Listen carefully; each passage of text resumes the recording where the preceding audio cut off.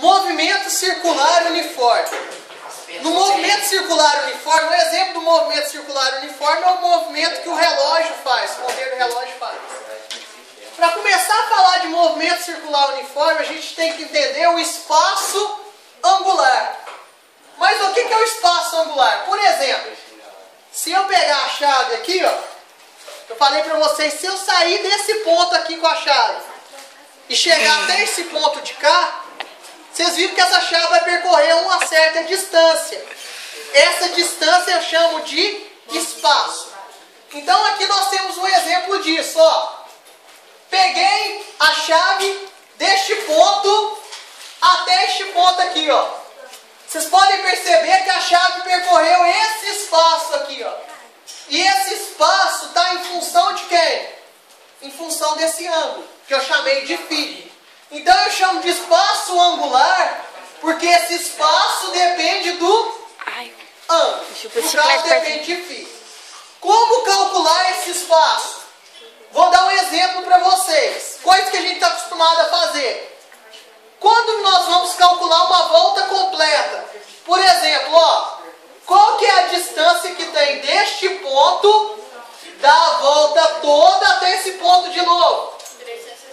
Nós chamamos esse espaço de perímetro, que é o comprimento de uma circunferência. Como que a gente calcula perímetro? Perímetro é igual a 2πr. Eu falo que é 2π porque o ângulo é 360 graus. O ângulo daqui, da volta toda até aqui de novo. Então eu vou substituir aqui, ó, no lugar de 360 graus eu ponho 2π. Para calcular essa distância, eu pego perímetro é igual a 2π vezes o raio. No caso é 2π porque o ângulo é 360 graus.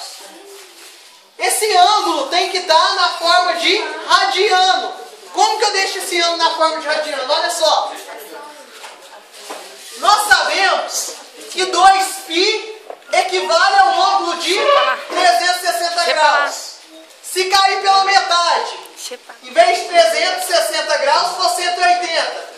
Cai pela metade. Em vez de ser 2π, vai valer π. Metade de 2π é π. Se for metade de 180 é quanto? 90. Em vez de ser π, vai ser metade de π, que é π dividido por 2. Se for de 45 graus, vai ser como? Vai ser π dividido por 4. Mas não precisa decorar isso, a gente pode fazer por regrinha de 3, ó. π vale 180. Se eu tiver, por exemplo, um ângulo de 60 graus, vai valer quantos π? X. Aí eu multiplico cruzado, x vezes 180, 180x. π vezes 60, 60π.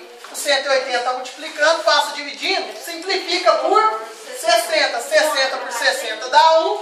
1 vezes π dá π. 180 dividido por 60 dá 3. Fica π sobre 3. Então eu sei que o ângulo de 60 graus em π vale quanto? π sobre 3. Tranquilo, pessoal? Se, por exemplo, eu quiser um ângulo de 30 graus, faço assim, ó. π vale 180.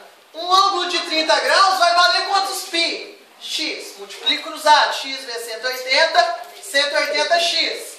π vezes 30, 30π. O 180 está multiplicando, passa dividindo. Fica 30π dividido por 180. Dá para dividir por 30, dividir por 30. 30π dividido por 30 dá π. 180 dividido por 30 dá 6. Então 30 graus vale quanto? π sobre 6. Pessoal, voltando aqui nessa fórmula aqui, ó. No caso é 2π, porque o ângulo é 360. Se fosse um ângulo de 45, em vez de 2π, eu ia pôr π sobre 4 vezes r. Se fosse um ângulo de 90, em vez de 2π, eu ia colocar quanto? π sobre 2 vezes o raio. Logo, pessoal, para a gente calcular esse espaço aqui, ó, é só fazer assim, ó. O espaço é igual ao ângulo vezes o raio. Lembrando que esse ângulo tem que estar em radianos, tipo π sobre 6 rad, ou π sobre 3 rad. Em vez de graus, eu tenho que pôr ele em radianos. Um exemplozinho aqui bem simples. Se esse cara aqui, ó, medir 60 graus, qual que vai ser o espaço? Suponhamos que o raio seja de 1 metro. É só fazer o espaço, vai ser igual a φ vezes o raio. O espaço vai ser igual. 60 graus em radiano dá quanto? Π sobre 3. Só olhar lá, ó, 60 graus deu π sobre 3. Então vai ficar π sobre 3 vezes o raio, que é quanto? 1. Logo o espaço vai ser igual a π sobre 3 vezes 1, π sobre 3 metros. Ou, se você quiser, pode tirar de π. O π não vale 3,14? Você pode falar que vale 3,14 dividido por 3. 3,14 dividido por 3 vai dar 1,046 metros. Tranquilo, pessoal?